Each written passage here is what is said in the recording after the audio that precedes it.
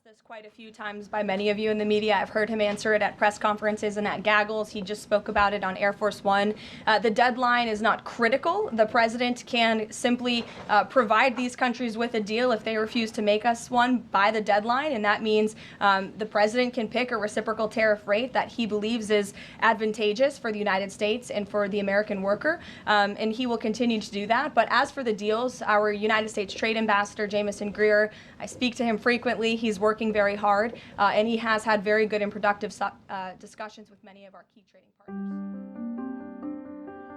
As the U.S.'s 90-day pause on tariffs draws to a close, tensions are again rising in global trade. U.S. President Donald Trump has issued a temporary suspension in hopes of pushing countries to renegotiate trade deals more favorable to the United States, while the impacts of these deals or no deals remain unclear. I still want to know how countries like Taiwan can navigate the uncertainty during this tumultuous time.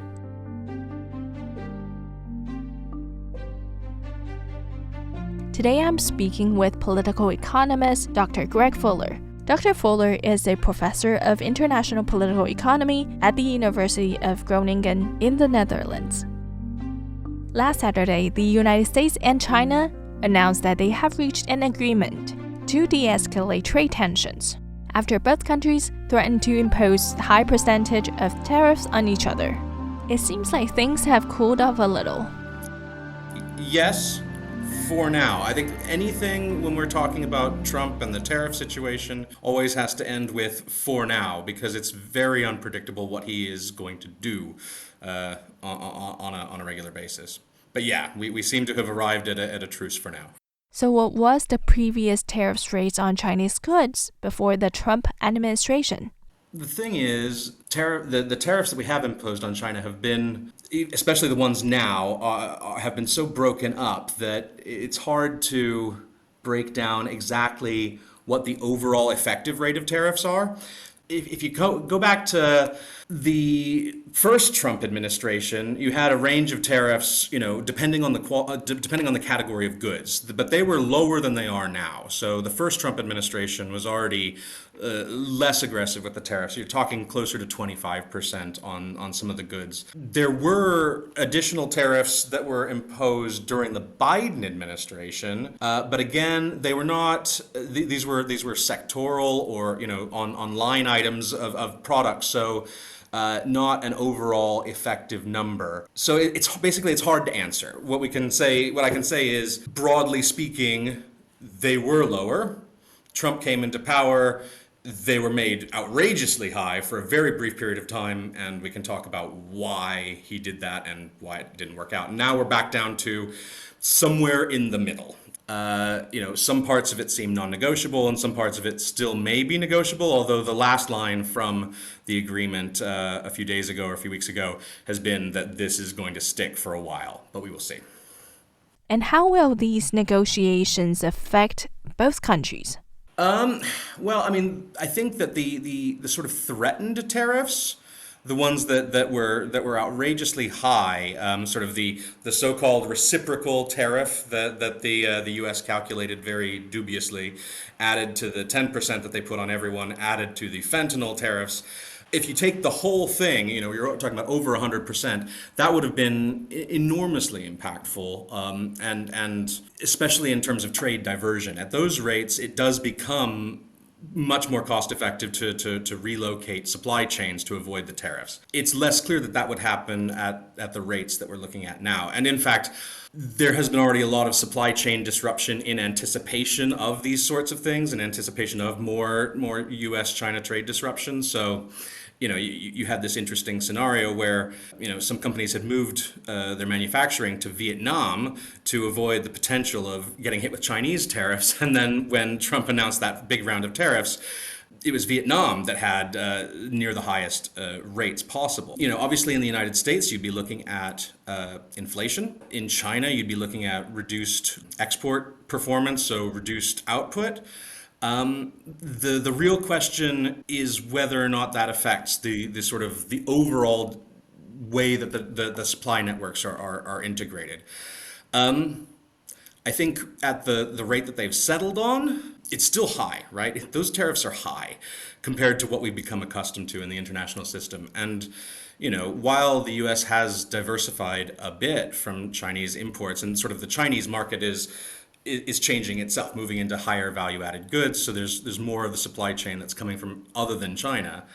But, so 55% is still, that's still a lot. It's still going to have an impact. How much of an impact we have to see. And then if there is an impact, this is the part that becomes unknown, right? Because if there is an impact, especially in the United States, especially if, on the news, you can turn on the news and see that goods that are being imported or competing with Chinese imports are getting 50% more expensive, that will lead to political pressure to potentially ratchet down the tariffs. So, even if there is a consequence, the question is whether then the consequence would lead to the policy being undone, which we've seen multiple times in this cycle already, where Trump announces the tariffs, the markets react very negatively to the announcement, and so Trump backs off. I don't know if you've heard the term that is being used among traders, but taco, Trump always chickens out. And so some people in the markets, whenever Trump makes a move and the markets react, they take the opposite position now, anticipating that the original move will be undone. So I guess the short answer to your question is, yeah, you'd expect to see damage to output in China, inflation in the United States, more consideration of moving supply chains out of China where it's cost effective, but also just a continuing amount of uncertainty, because there's these tariffs are basically being imposed at the whim of one guy or a couple of guys, and so they're going to be sensitive to blowback, and so the uncertainty over whether they'll persist. Now, please bear with me as I go back to Econ 101 with Professor Fuller. Are tariffs a good thing or a bad thing? That's like, asking if a hammer is good or bad. You can use a hammer to hammer in a nail, you could use a hammer to bash in someone's skull, right? So tariffs are a tool. You can use tariffs in ways that make a lot of sense. And you can also use tariffs in ways that are very self-destructive. In principle, there is a way that imposing tariffs and broadly trying to bring production back into the United States that has gone abroad in the last 20, 30 years, there is a universe in which this makes sense for the United States. And if you look into the rhetoric of some of the people in the Trump administration, this is the goal, to onshore production. And to be fair, this was something that the Democrats were already on board with, and sort of you saw some moves of Biden towards this as well, a re-onshoring of US production, especially in tech. The problem here is that the way that it's being done by the current US regime doesn't have all of the other enabling pieces that you would need to make the policy work towards that goal. So the idea here is you impose tariffs to make goods from elsewhere in the world more expensive. And that means that you're encouraging people to produce in the United States. Okay, but if you're going to start up a whole new foundry in the United States, or a whole new, just any kind of big factory, that is a huge investment. And, you need to know that the conditions are going to stay the same for a long enough time to justify that investment. You often need help from the federal government in terms of locating and usually getting some sort of tax break or subsidy on creating these things in the first place. So if you had the tariffs together with industrial policy to build up the parts of the US manufacturing that had left, then you could see a way that maybe it makes goods more expensive. So for consumers, there's a negative, but it creates more jobs. And so, if you prioritize the productive side, having the jobs, then there's an argument there.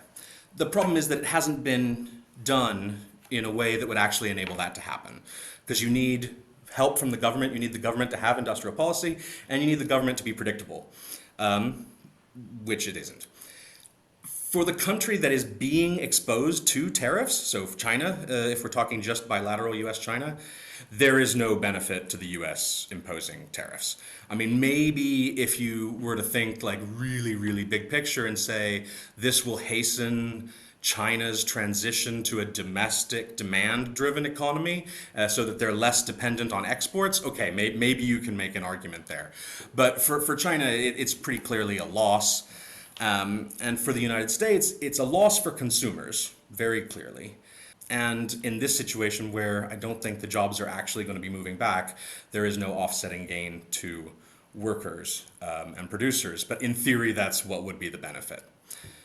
I suppose the other thing that is positive to say about tariffs broadly is that they are the one barrier to trade that even the WTO would prefer that we use. Because tariffs are basically pretty transparent. You know, you can look at the product line, you know the percentage, done. That is what the barrier to trade is. When you start getting into quotas and other non-tariff barriers, there's a lot less transparency. It's harder to figure out what's going on. It's harder to make long-term planning. So the WTO actually recommends that if you are going to, you know, infringe on completely free trade, tariffs are the way to do it.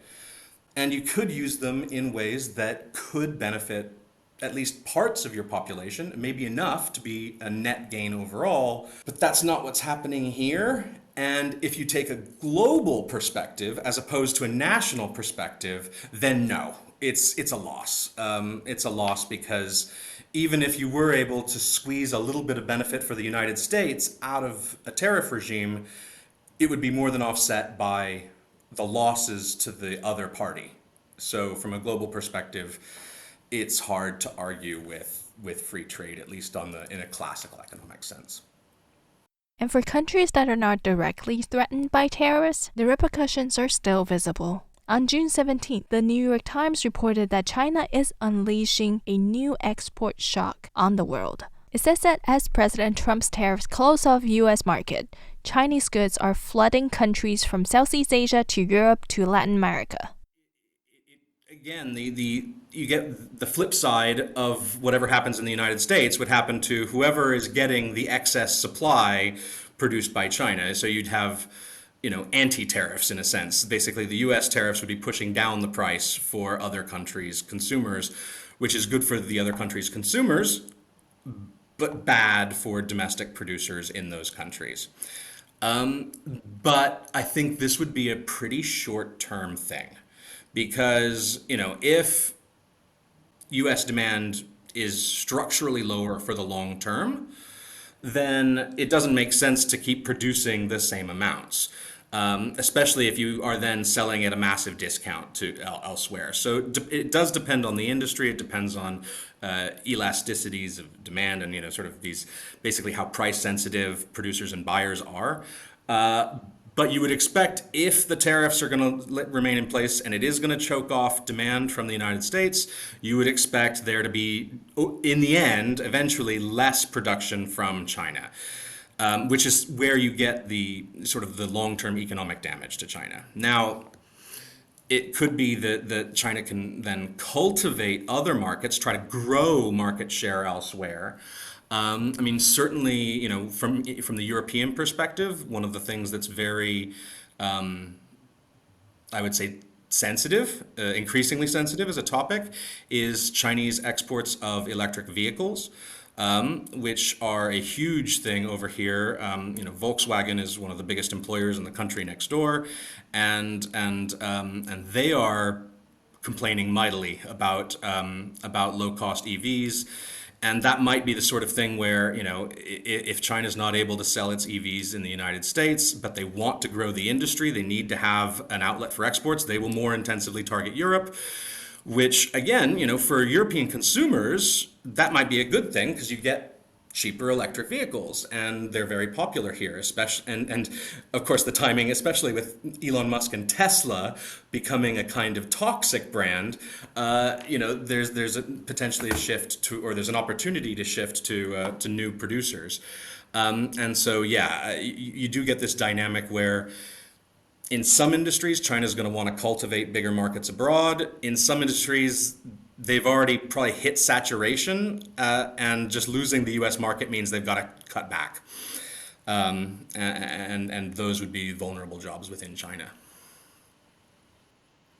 So, with the international trade situation so unpredictable, what should smaller economies or countries like Taiwan do? Oh, it's so hard. I mean, Taiwan, yeah. I mean, Taiwan's in an interesting place just because the US is pretty dependent on Taiwanese foundries for a lot of tech manufacturing. And simply, it would take so much time and investment to replicate Taiwanese capabilities within the United States. So, I mean, Taiwan is in a good position like that. However, I mean, Taiwan was still going to be subject to those reciprocal tariffs because the formula they used to create the reciprocal, and I'm putting quotation finger marks around reciprocal every time. But basically, you know, they just said, do you have a trade surplus with the United States? If you do, then there should be a tariff to try to eliminate that trade surplus. Taiwan has a trade surplus with the United States. And so, you know, it was in line to get punished by those tariffs.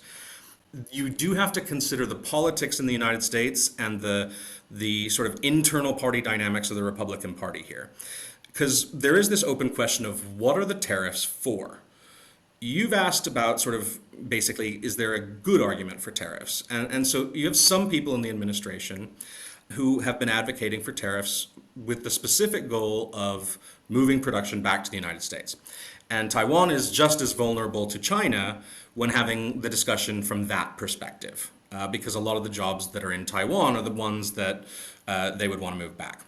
But then you also have the people who want to impose tariffs as a way of forcing other countries into concessions in trade negotiations. The case that I think, you know, if Taiwan is looking out just purely self-preservation, the case to look to would be the UK. These are both, you know, countries that are economically very tied to the United States and also have very deep security relationships with the United States, and dependency to a certain extent, that makes any sort of tension with the US from a trade or security perspective threatening. And as much as it's awful to say, you know, he's in power for the next 3.5 years. And so much of the way he wields power is about his personal feelings and grievance. So, you know, for countries that are in a trade surplus situation with the United States, but still need the United States on a lot of other levels, you don't have much choice but to basically flatter Trump, you know, tell him nice things about himself, offer him, you know, concessions that look like concessions, but maybe aren't the biggest concessions.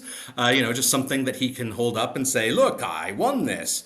You know, I think that that's probably the best strategy, because maybe that wouldn't satisfy the people who genuinely do want to move production back to the United States, but it would satisfy the part of the administration that's focused on making deals and making Trump look like a big guy.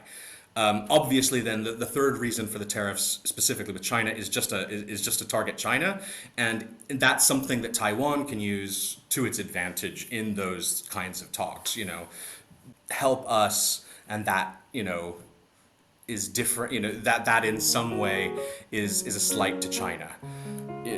You know, I don't think it actually would work that way necessarily for Taiwan and China, but I can see how it could work that way for Donald Trump. And thank you for listening to this week's episode of The Divide. It is produced by Radio Taiwan International.